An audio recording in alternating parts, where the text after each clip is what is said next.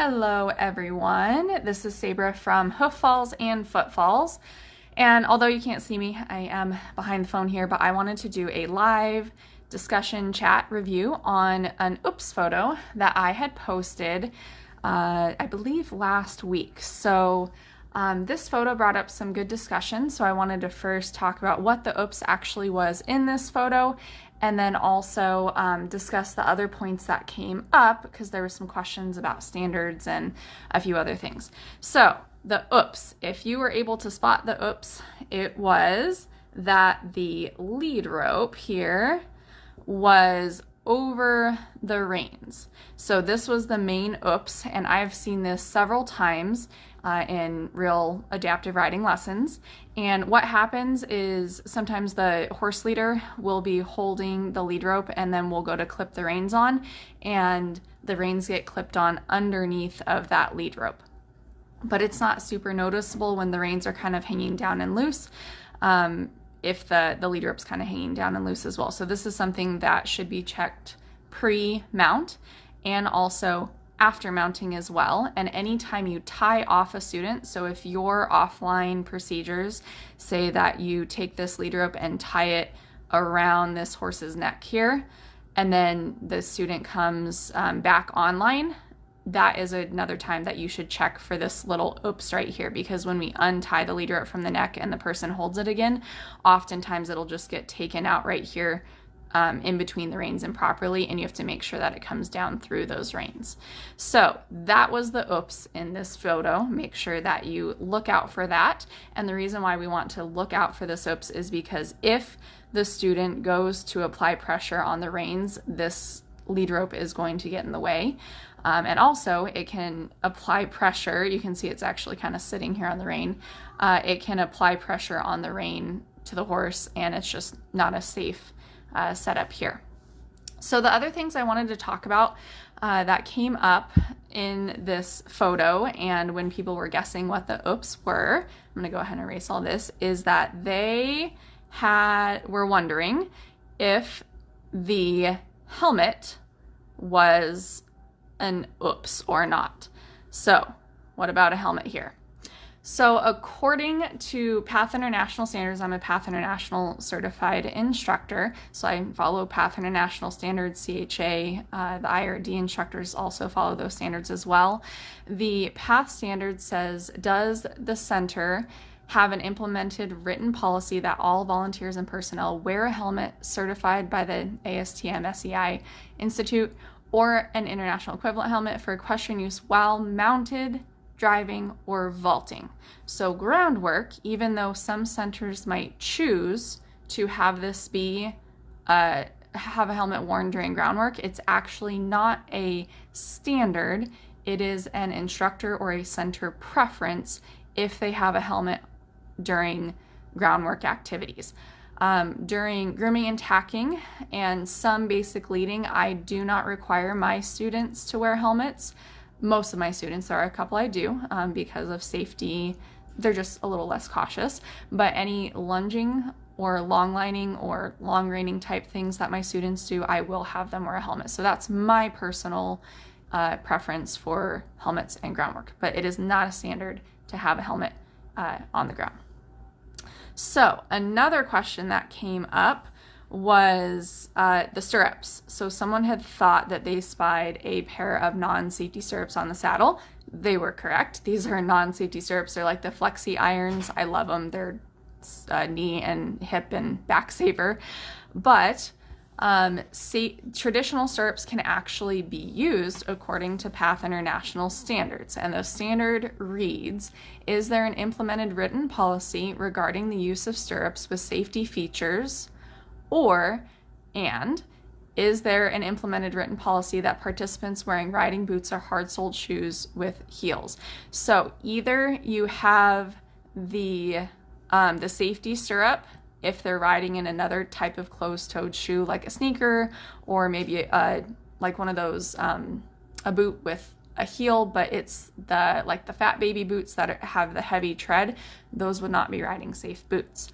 Or if you have a traditional safety, I'm sorry, I got my words jumbled, a traditional stirrup that does not have a safety feature, then they need to be wearing appropriate riding footwear, which means smooth-soled shoes and appropriate heels so that their foot can slide out, and also the heel prevents the foot from sliding in. Another factor that plays into these stirrups that sometimes we don't talk about is the size of the stirrup. The stirrup size also has to match the student. If the stirrup is too small, even if it's a safety stirrup, the foot can get wedged in there. If the stirrup is too big, the foot can slide through. So be aware of not only safety feature, traditional stirrup, but also sizing of the stirrup to the student and what footwear they are wearing. Another question or oops they thought they spied that had come up was this right here. So halter under the bridle. There is no PATH International standard that says how you have to have this set up. It just needs to be safe and effective. So I personally choose to put my bridle over the halter for many reasons. One, it's usually less bulky and it sits more flat on the horse's face and seems to press in less pressure points than if you were to put the bridle under the halter. The halter also, if it's fitted well and the bridle's fitted well, it won't interfere with the bit. If the bridle is under the halter, the bit often gets interfered with because the little halter square here is often pressing on top of the cheek piece and on top of the bit, and it's actually interfering with how with how the bit works. If this were an English bridle that traditionally has a noseband on there, I would either one, take the noseband off of the bridle so it's just the crown piece and the brow band and the cheek piece and it looks more like a Western bridle, so to speak, or you can get a little metal ring and instead of using a halter, leave the noseband on your English bridle, put that metal ring around the noseband. As long as it's in good condition, it's fairly thick and it's not going to break away, and you can actually clip your lead rope to the little metal circle on the noseband of an English bridle. So this is my personal setup. This is also encouraged by another trainer I work with who does long reining and ground driving. This is his preferred setup for the same reasons, and this was actually, I began working with him a few years after I finally settled on, this is my preference and this is why. And so mainstream trainer also agrees that this is the best setup as well when you have to have a halter underneath for various reasons. Last thing that was brought up was the lead rope and the length of the lead rope. So yeah, this is a really long lead rope. I think it's one of like those natural horsemanship Pirelli. It's a really, really nice lead rope. So I use this lead rope because one, I personally like it. I personally do not use horse leaders or sidewalkers in my program. So I'm the one who is, who's leading the horse, or my students might usually lead the horse as well. So the question that came up about this was, wow, the lead rope's really long. Don't you find that it's hard to have the volunteers manage this appropriately and not create too big of a loop down or have circles here instead of folds? And yes, I would completely agree. If this was my program where I had volunteers that I used frequently, then I would swap this out for a shorter lead rope. I just personally like the weight and the feel of this lead rope. I can tie it off around the horse's neck really well. She also has like a giraffe neck, so I need a little bit longer lead rope to be able to tie around and for it to be reach appropriately.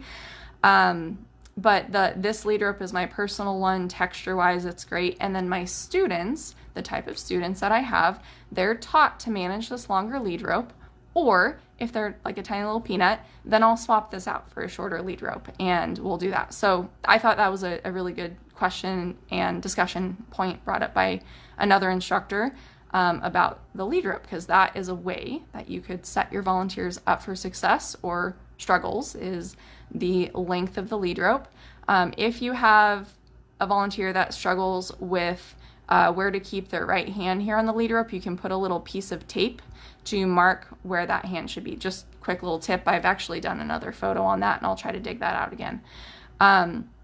So I hope you enjoyed this discussion on the oops photo. Please let me know if you have any questions or comments. But again, the main oops was the lead rope over the reins, and then the helmet, the stirrups, the lead rope, and the bridle were all just discussion points that I wanted to talk about, since there were questions about standards and use and just what was seen in this photo.